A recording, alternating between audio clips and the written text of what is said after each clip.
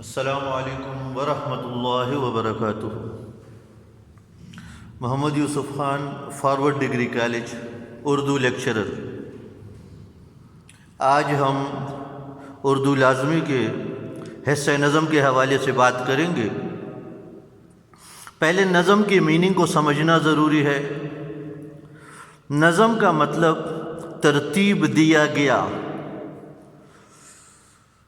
پھر نظم ایک ہی عنوان پر ہوتا ہے، یعنی جس طرح سامنے میں نے کچھ لکھے ہوئے ہیں: حمد، نعت، منقبت، مرثیہ، قصیدہ۔ تو اب حمد سنتے ہی ذہن میں آتا ہے کہ اللہ کی تعریف جس نظم میں بیان ہوتی ہے وہ حمد کہلاتا ہے۔ نعت سنتے ہی ذہن میں پیارے نبی صلی اللہ علیہ وآلہ وسلم کی تعریف اجاگر ہوتی جاتی ہے کہ وہ نظم جس میں حضرت محمد مصطفیٰ صلی اللہ علیہ وسلم کی تعریف بیان کی جاتی ہے اسے نعت کہتے ہیں۔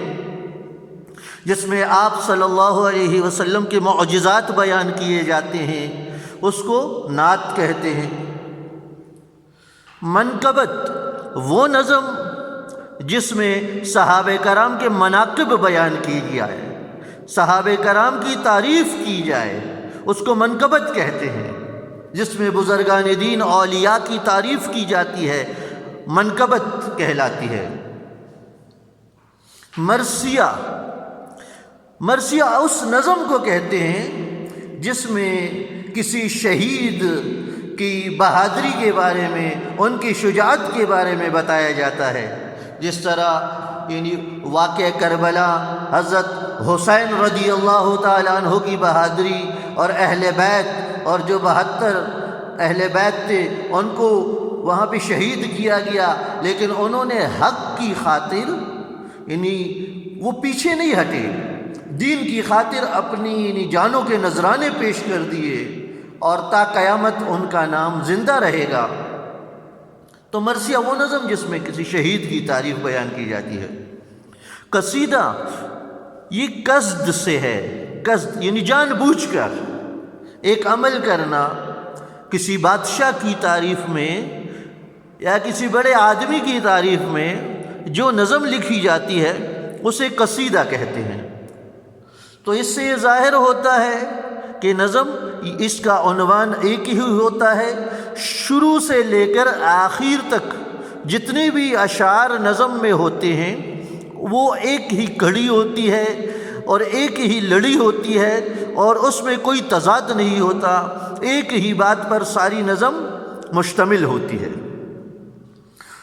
تو اب آپ دیکھیے یہ نظم ہے، یہ اردو کی کتاب کے پیج نمبر 115 پر ماہر القادری کی نظم فکر و دانش کی ہے معراج خدا کا اقرار، یہی وجدان کی آواز ہے فطرت کی پکار، ذرے ذرے کی شہادت کہ خدا ہے موجود، پتے پتے کو ہے سانے کی صفت کا اقرار، اسی خلاق نے جوہر کو توانائی دی، پھول پتوں کو عطا جس نے کیے نقش و نگار، اسی خالق اسی مالک کی ہے سب حمد و ثنا، اسی خالق اسی مالک کی ہے سب حمد و ثنا، آبشاروں کا ترنم ہو کے گلبانگ ہزار، یہ سب آیات الہی ہیں ذرا غور سے دیکھ، یہ سب آیات الہی ہیں ذرا غور سے دیکھ، اس کی پھر حمد بیاں کر اسی خالق کو پکار، اس کی صنعت کے نمونے ہیں وہ نکھت ہو کے رنگ، اس کی صنعت کے نمونے ہیں وہ نکھت ہو کے رنگ، اس کی قدرت کے کرشمے ہیں خزاں ہو کے بہار۔ تو اب اس نظم کے پہلے شعر کو دیکھیے: فکر و دانش کی ہے معراج خدا کا اقرار، یہی وجدان کی آواز ہے فطرت کی پکار۔ تو اب پہلے مصرے کو دیکھ لیجئے۔ پہلے مصرے میں فکر و دانش، تو پھر یہ مشکل الفاظ کے میننگ آپ کے لیے لکھ دیے، پیپر میں اس ترتیب سے آپ نے لکھنے ہوں گے، تو اس سے جو پیپر چیک کرنے والا ہے وہ سمجھ جائے گا کہ جب اس طالب علم کو اس اشعار کے مشکل الفاظ کے میننگز آتے ہیں تو اس کے لیے تشریح کرنا کوئی مشکل نہیں ہے، تو اس پہ اچھے نمبر مل جاتے ہیں۔ تو پھر یہ مشکل الفاظ کے میننگ، فکر، سوچ، دانش، عقل، معراج، بلندی، وجدان، معرفت اور پہچان، فطرت، قدرت۔ فکر و دانش کی ہے معراج خدا کا اقرار۔ پہلے اس ایک مصرے کو لیجئے، یعنی خدا کا اقرار جو لوگ کرتے ہیں وہ ہے کون؟ پہلے اس کو سمجھنا، وہ مسلمان ہیں، وہ کلمہ پڑھنے والے ہیں، وہ لا الہ الا اللہ محمد رسول اللہ کا اقرار کرنے والے ہیں، اور یہی مسلمان دنیا میں، کائنات میں سب سے بڑی عقل رکھنے والے اور سب سے بڑی سوچ رکھنے والے ہیں۔ یہی وجدان کی آواز ہے، فطرت کی پکار، اور معرفت اور پہچان خدا کی اسی انسان کو حاصل ہوتی ہے جو اللہ کا اقرار کرتے ہیں۔ اور فطرت بھی پکار پکار کر کہہ رہا ہے، یہ کائنات کا نظام پکار رہا ہے کہ ہمیں پیدا کرنے والا کوئی ہے، اور وہ کون ہے؟ وہ اللہ ہے۔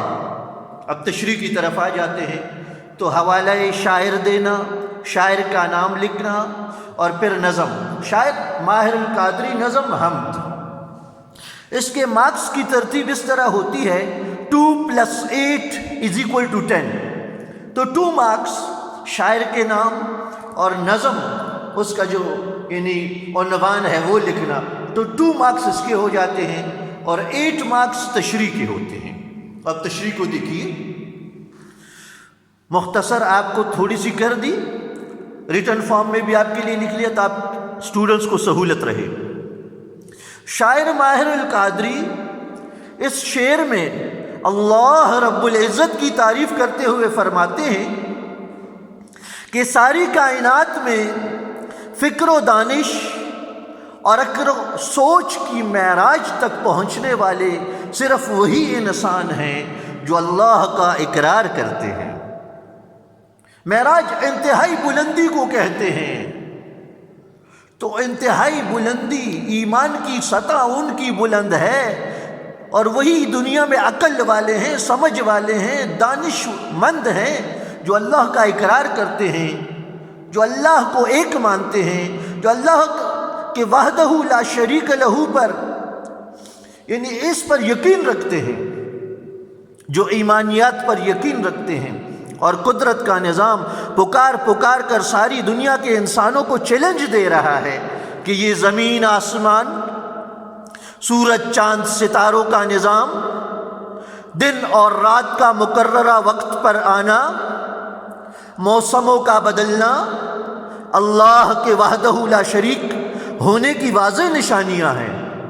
اور جس انسان کو اللہ تعالیٰ اپنی معرفت اور پہچان عطا کر دے، وہ پھر دن رات اللہ کے پیدا کردہ نظام میں غور و فکر کرتے ہیں۔ شکریہ۔